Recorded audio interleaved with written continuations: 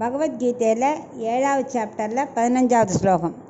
நமாம் துஷ்கிருதினோ மூடாஹ பிரபத்யந்தே நராதமாஹ மாயையா பஹ்ருத ஞானா ஆசுரம் பாவமாஸ்ரிதாக.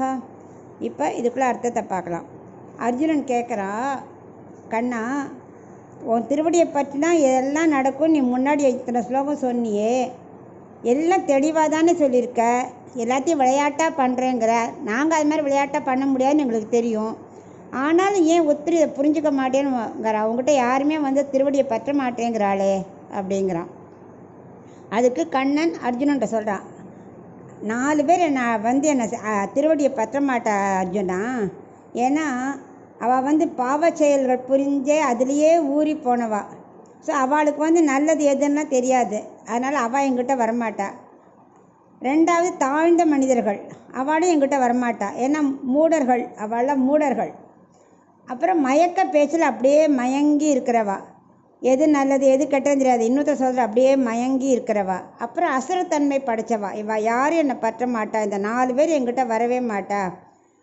சப்போஸ் இப்போ அறியாத மூடன் இருக்கான்னு வச்சுக்கோயா, அவன் என்னென்னா அவன் சொத்து, நான் அடிமை, எல்லாமே என்னோடது அப்படின்னு நினைப்பான். இதெல்லாம் பகவானோடது அவனுக்கு தெரியாது, அந்த அறிவு அவன்கிட்ட கிடையாது. ஸோ அவனை கூட பொறுத்துக்கலாம், ஏன்னா அவனுக்கு எதுவுமே தெரில. ஏன்னா அவளை தாழ்ந்த மனிதர்கள், அவளுக்கு புரியலை. ஓகே, அது கூட பரவாயில்ல. தென் அவளுக்கு எனக்கு தெரியும், நான் என்னோட திருவடியை பற்றணும் தெரியும். ஆனால் அவளுக்கு அந்த அளவுக்கு அறிவு இல்லை. ஏனோ அவள் என்னை நெருங்க மாட்டேங்கிறா. பரவாயில்ல, அவளை கூட மன்னிச்சு விட்டுடுவேன். ஆனால் பகவத்கீதையை ஒரு வருஷம் கேட்குறான்னு வச்சுக்கோ, எல்லாம் தெரியும், அப்படியும் அதில் உள்ளதை தத்துவத்தை புரிஞ்சிக்காம என்னை அடையாமல் இருக்கா பார்த்தியா, அதுதான் ரொம்ப கஷ்டம். அவளுக்கு அதில் இன்ட்ரெஸ்டே வருதில்லை. அவளும் என்கிட்ட வரவே மாட்டாள்.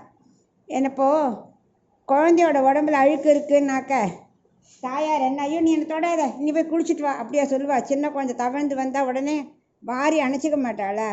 அந்த மாதிரி தான் எத்தனை தப்பு தான் என்னை திருவடியை பற்றிட்டா நான் விடவே மாட்டேன். ஆனால் அவளுக்கு புரியறதில்லை. 3வது மயக்க பேச்சு. என்னென்னா அவள் உபனிஷத்து பாகவதம் எல்லாம் தெரியும்.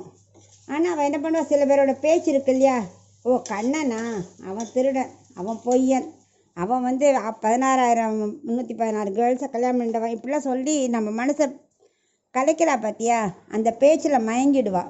ஓ இருக்குமோ அப்படின்னு அவள் மயங்கிடுவா. அவள் அத்தனையும் நம்ம எதுக்காக கண்ணன் பண்ணினாங்கிறத புரிஞ்சிக்க மாட்டா. ஜீவாத்மா பரமாத்மா தத்துவம் தெரியாது. ஆனால் எல்லாம் படிச்சிருப்பா, இதிகாசம் புராணம் எல்லாம் தெரியும். ஆனால் இன்னொருத்தரோட மயக்கமான பேச்சில் இவள் மயங்கி போய்ட்றா. ஸோ அவளும் எங்கிட்ட வரவே மாட்டா. அடுத்தது 4வது ராட்சசத்தன்மை. யார்? ராவணன், ஹிரண்யகசிபு. அவளால் என்ன தவத்துக்கு குறைச்சலா? நிறையா பக்தி பண்ணவாதான், தவம் இருந்தவாதான். ஏன்னா அவள் எதுக்காக பண்ணா, இன்னொருத்தரை கெடுக்கணுங்கிறதுக்காக, பகவானோட சண்டை போடணுங்கிறதுக்காகவே தவம் இருந்தவா. ஸோ அவள் எப்படி எங்கிட்ட வருவா? அவள் என்னை விரோதியை தானே பார்ப்பா. ஸோ இந்த 4 பேர் எங்கிட்ட வரமாட்டா அப்படின்னு கண்ணன் இந்த ஸ்லோகத்தை சொல்கிறார்.